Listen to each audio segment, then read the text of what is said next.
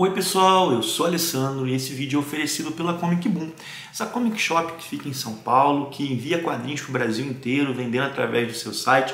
O link para a Comic Boom está na descrição, dá uma conferida lá, beleza? Mas vamos ao assunto desse vídeo, e o assunto desse vídeo é Pipoca e Nanquim, a editora Pipoca e Nanquim. Vamos lá. A Pipoca e Nanquim é uma editora mais do que consolidada. É chover no molhado falar sobre, sei lá, a posição que ela ocupa no nosso mercado hoje, a situação que ela tem, os recordes, sei lá, que ela bate de venda com alguns títulos, enfim. É uma editora muito bem consolidada. E assim, ela tem aí seus 8 anos na estrada, ela já lançou obras assim clássicas como Blueberry, lançou Incal, lançou Eternauta, ela trouxe autores para o Brasil como o Chabuté, ela está sempre emplacando assim, quadrinhos entre os mais vendidos na Amazon. Ela ganhou um monte de troféus aí no HQ Mix, enfim, ela meio que criou um modelo de negócios, essa coisa do canal do YouTube, de vender a curadoria do canal a partir de uma parceria com a Amazon. Ela trouxe realmente muitos quadrinhos bacanas para cá. É uma editora que ela se tornou modelo, ela é um case de sucesso, assim, ela é um case de sucesso. É imitada, outras pessoas seguem os passos lá do Bruno, do Alexandre e do Daniel. Mas a pergunta que eu trago hoje é que será que depois desses anos todos, será que ainda vale a pena acompanhar a curadoria da Pipoca e Nanquim? Ou sei lá, será que os caras perderam o fôlego? É claro que eu não estou falando aqui de obras que são incontestáveis. Eu não estou falando do Eternauta, por exemplo. Eu não estou falando do Incal, por exemplo. Não estou falando nada disso. Eu estou falando daquilo ali que sai na média. Porque, sei lá, 8 anos atrás, os caras estavam com um certo horizonte de escolhas. Quadrinhos que eles conheciam e que não tinham sido publicados no Brasil, agora eles estão prospectando mais, pelo menos esse é meu olhar. Agora, sei lá, antes eles talvez tivessem mais coisas na cabeça de que queremos publicar isso, e publicaram durante esse tempo agora, mas agora eles estão prospectando. E essa prospecção deles é boa?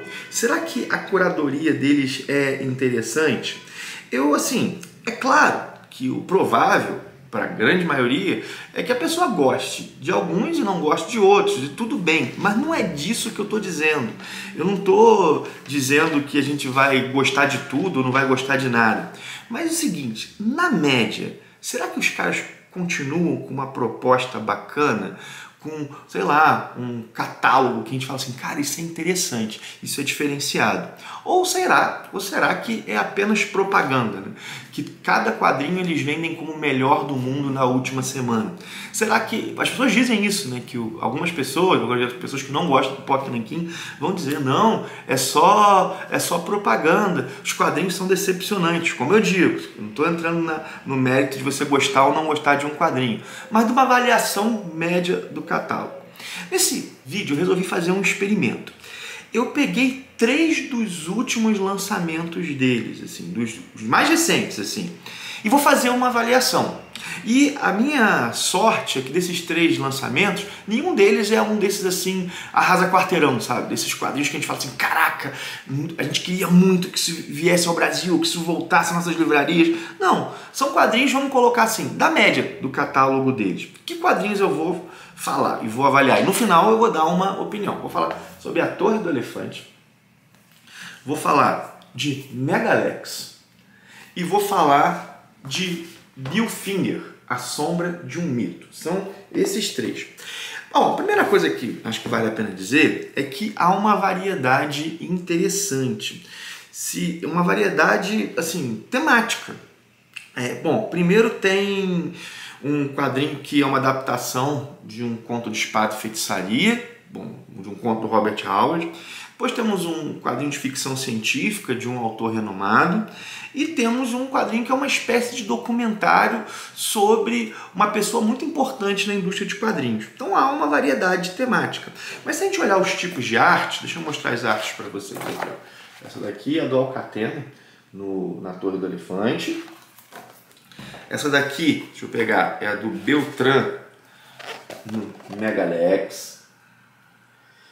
E essa daqui é a do Erek Zadok no Bill Finger. Olha só, deixa eu mostrar, vocês viram as artes. São artistas muito distintos. Ou seja, nós temos uma variedade temática e também uma variedade estética no catálogo. Mas vamos lá, vamos começar falando da Torre do Elefante.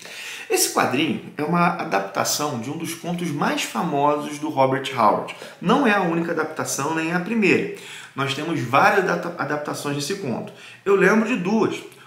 Duas do Roy Thomas, na verdade, lembro de três. Duas do Roy Thomas, uma na Conan o Bárbaro, depois ele faz uma segunda na Espada Selvagem de Conan, e lembro de uma do Kurt Busiek, né? Feita na fase lá do Conan da Dark Horse. Aqui nós temos uma adaptação feita no contexto latino. O roteiro é do Cláudio Álvares e os desenhos do Henrique Alcatena.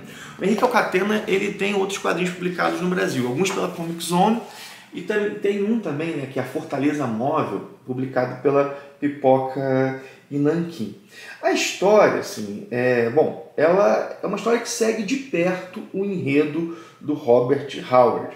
Então, o grande mérito do quadrinho são os desenhos, é a narrativa, é a beleza dos desenhos, e são desenhos que realmente merecem holofote, esses desenhos do Alcatena.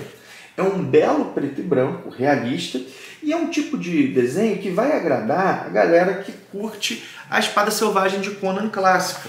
Deixa eu mostrar para vocês mais um pouquinho. Reparem que o visual do Conan ele é um pouco diferente do que a gente está acostumado nos quadrinhos. Isso é porque o que entrou, sei lá, em domínio público foram os escritos do Howard, não os desenhos e as adaptações feitas pela Marvel aí na década de 70. Pertencem a Conan Properties, então eles têm que realmente dar uma mudada no visual. Esse aqui, para mim, é um lançamento de nicho. É um lançamento que está mirando quem? A galera que curte Conan. E esse não é um grupo pequeno no Brasil não, tá, minha gente? Vide que o primeiro ônibus da Panini foi um ônibus do Conan, e até hoje o Conan é o personagem que mais tem ônibus. 8 ou 9, uma coisa assim. Isso aqui também é coerente com a proposta da Pipoca e Nanquim, que, bom, há muito tempo tem bastante coisa do Conan no seu catálogo. Ela lançou os livros do Conan, lançou outros livros do Robert Howard, lançou o Conan franco-belga, lá, o Conan da Glenar, e agora lança esse Conan latino, né? Lança esse Conan latino. Enfim, esse é um lançamento mais de nicho. Embora alguém que nunca leu Conan pode ler isso aqui e curtir, ainda mais porque aí vai ter o enredo, não vai conhecer o enredo, vai pegar as surpresas do enredo. Mas para o leitor de Conan, isso aqui vale pela adaptação visual, né? Pelo trabalho do Alcatena, que é um trabalho muito bom. Vamos lá, o segundo título que eu vou comentar é Megalex. É outro quadrinho que já segue também uma tradição da Pipoca. Bom, uma tradição mais recente, mas já uma tradição que é de publicar obras do Jodorowsky. Ela publicou o Incal, publicou antes do Incal, publicou o Incal final.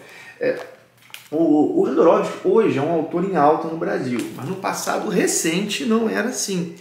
E esse hype do Jodorowsky, assim, né, em parte ele se deve ao trabalho da própria Pipoca, assim, né, que lançou, como eu disse, o Incal e foi trazendo spin-offs.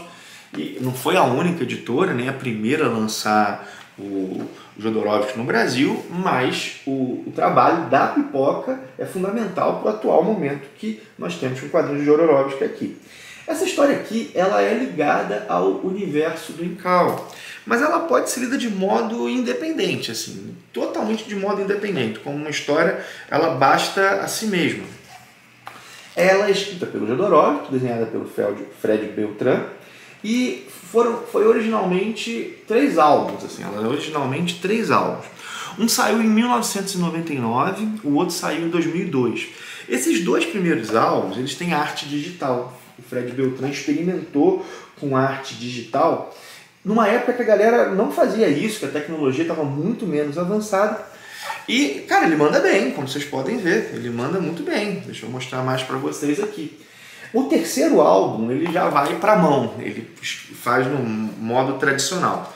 Eu vou dizer que, embora ache que ele tenha mandado bem no digital, eu prefiro o tradicional, eu prefiro o desenho tradicional dele. Deixa eu mostrar aqui para vocês. Eu realmente gosto mais do terceiro álbum, embora como enredo, como roteiro, o final realmente seja corrido. Bom, o que nós temos aqui? Nós temos uma distopia. Nós temos uma distopia, é uma mega cidade que ela ocupa um planeta quase inteiro. Toda a superfície do planeta é praticamente ocupada por essa cidade enorme. Desculpa o barulho, gente, estou gravando de dia hoje, aí aqui a rua é bastante barulhenta, mas não tem jeito, era isso eu não ter o vídeo. Mas vamos lá, é tudo ocupado por prédios, por situações tecnológicas, é praticamente tudo, exceto 2 lugares, uma floresta e um oceano, que essa cidade quer conquistar, mas que resiste a essa tentativa de conquista. A cidade quer extinguir o que sobra de natureza, assim, que sobra de natureza. Bom, e os habitantes dessa cidade são praticamente todos, quase totalidade, clones. Eles são clones, assim. E clones com expectativa de vida pré-determinada. Alguns vão viver 400 dias, outros vão viver 40 anos, outros vão viver 400 anos. E eles têm uma espécie de bomba na nuca que controla ali a expectativa de vida deles, né? A reprodução natural, ela é proibida, assim. Não há crianças, por exemplo. Não há crianças e não há idosos. E as pessoas dessa cidade, elas passam o tempo inteiro drogadas. É um mundo totalmente onde você se aliena e onde não há mais trabalho, assim, né? As pessoas vivem numa alienação permanente. É uma história que trata de temas como a relação entre o homem e a natureza, a relação entre natureza e sociedade, trata sobre o tema da alienação, sobre a questão dos recursos naturais, embora aqui as pessoas não sofrem tanto pela falta dos recursos naturais, mas a natureza está resistindo, né? A natureza está resistindo. Mas são esses os temas. E o tema da alienação é um tema presente o tempo inteiro, né? E aqui também há uma espécie de plano milenar, para virar o jogo. Plano milenar de pessoas ligadas à natureza, vamos dizer, para virar esse jogo, esse plano milenar. A gente vai ver ele em curso, assim. Cara, são muitos conceitos, vários conceitos muito interessantes, visualmente bastante impactante, e não é um quadrinho hermético, não é um quadrinho que a gente vai falar assim, cara, não estou entendendo nada disso aqui. Eu acredito que quem curte Jodorowsky vai gostar, inclusive acho que também pode ser uma boa porta de entrada para quem não tem tanto contato, assim, com Jodorowsky ou com o universo do Incal, assim. Cara, bom, enfim, tá aí. O terceiro quadrinho dos 3 é o que eu mais gostei. Acho que realmente gostei muito disso aqui. Que é o Bill Finger, A Sombra de um Mito. Esse quadrinho ele é uma espécie de documentário sobre o Bill Finger, sobre o co-criador do Batman. E ele foi passado para trás pelo outro criador, que em princípio fez muito menos que ele, que é o Bob Kane, que durante muitos anos foi creditado como o único criador do Batman. Mas o quadrinho ele é mais do que isso, ele não é uma biografia do Bill Finger, embora tenha bastante disso aqui. Ele é um quadrinho sobre a busca da verdade e pela justiça, e busca empreendida por um fã. Que fã é esse? É o Mark Tyler Nobelman. Esse Mark Tyler Nobelman, ele é um autor do primeiro livro sobre o Bill Finger. Foi ele que escreveu a primeira biografia, foi ele que trouxe, vamos dizer assim, à luz essa situação e ajudou a família na luta pelos direitos, né? O Bill Finger já estava falecido, assim. E, cara, é muito legal a busca dele, porque ele não tinha nada à disposição. Ele não tinha nenhuma foto à disposição, então foi uma pesquisa longa, assim. O quadrinho, ele tem no centro uma injustiça, uma das muitas injustiças que ocorreram na indústria dos quadrinhos, assim. Mas ele comunica esperança, isso é bacana, sabe? Ele parece dizer que a luta pela coisa certa, ela vale a pena, porque a luta aqui do Nobelman e da família do Bill Finger, ela trouxe uma vitória, ainda que tardia, e uma vitória da qual o próprio Finger não pôde desfrutar, mas que seus descendentes estão desfrutando. Seria muito legal se alguém se animasse a publicar o livro do Nobelman aqui, assim, né? Seria muito legal se alguém publicasse o livro dele. Porque, bom, o quadrinho é baseado. O quadrinho é do Julian Volot, acho que é assim que se pronuncia, e do Erez Zadok, ou Erez Zadok, não sei como se pronuncia. Seria bem legal mesmo ver o livro do Nobelman. Cara, os desenhos são muito bonitos do Zadok. Olha só como vocês estão vendo aqui, realmente muito bonitos. Bom, e a pergunta feita no início do vídeo? Vamos lá, vale a pena ler Pipoca e Nanquim? O catálogo deles continua, na média, interessante, a julgar por essa pequena amostra, que, claro, o catálogo é muito maior do que isso, mas uma amostra de quadrinhos que não são os arrasa-quarteirões deles. Cara, sim, vale a pena, assim, né? Eles continuam, assim, tendo uma boa curadoria, eles estão fazendo boa prospecção de quadrinhos a serem publicados, eles têm cuidado com a escolha daquilo que eles publicam. É claro, minha gente, que assim, como eu disse, tem coisa que a gente pode gostar ou não. Esse mês aconteceu e realmente deu curtir as 3 e com propostas bem diferentes. Isso é legal no Pipoca. Eles são uma editora e publicam aí 3, 4 quadrinhos por mês e eles têm linhas bem diferentes, assim, né? Eles têm lá o mangá, aí tem aquele mangá de samurai, aí tem a questão do quadrinho de terror, aí tem essa questão do espada e feitiçaria. Enfim, eles têm linhas bem diferentes, assim, né? Bom, claro que tem aquela galera que vai comprar tudo que o Pipoca publica. Mas eu acho que isso é uma parcela pequena, até por causa da questão da grana, assim, né? Mas, bom, olhando por esses últimos quadrinhos aqui, cara, é realmente um catálogo bem construído. Cara, dá pra olhar nessa variedade, é legal mesmo, assim. A gente tem quadrinho pros fãs do Conan, para os fãs do Batman, de ficção científica, do quadrinho franco-belga, para a galera que gosta de saber mais da indústria de quadrinhos, enfim. De verdade, sem querer fazer média, não preciso disso. O nível médio dos caras realmente é muito bom. Assim. Realmente, os caras mantêm o fôlego aí depois de 8 anos. Muito legal. Fica aí. Meus parabéns a Pipoca e Nanquim nesse meu vídeo aqui. Vamos ver se, quem sabe, em outro momento eu não faço outro vídeo como esse, né? Que eu pego quadrinhos mais recentes de uma editora, da própria Pipoca, de outras editoras, e faço assim um balanço, né?